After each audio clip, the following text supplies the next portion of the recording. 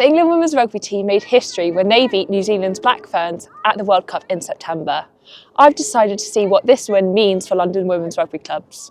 England Rugby has launched Impact 25, a legacy programme from this World Cup which aims to accelerate the accessibility of rugby for women and girls by investing over £12 million of government funding into the sport across England. Rugby clubs across the UK and London are seeing an increase in participation from women in recent years, which includes London Welsh, which is set to go further following this World Cup win. I think it just showed the exposure, like how exposing our game can bring so many people in. Like I've spoken to girls more recently, and people have started the playing because of the World Cup, which is incredible.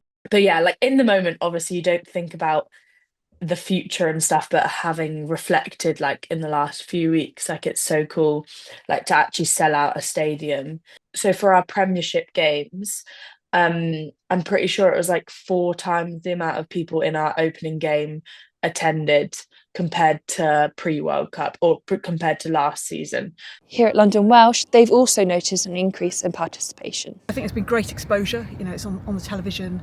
I think things like the Power is getting a lot of recognition. The social media game of a lot of these clubs is absolutely brilliant now.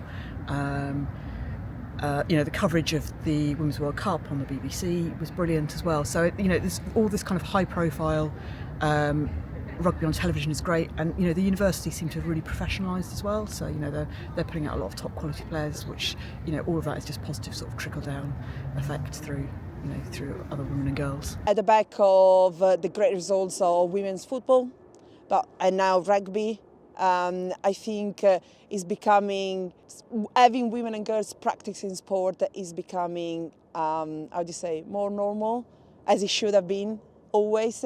And little girls and then teenage and women feel like now they are allowed to practice sports, which I feel like is great. Speaking to the women here, it's clear to see that the growth isn't just about numbers.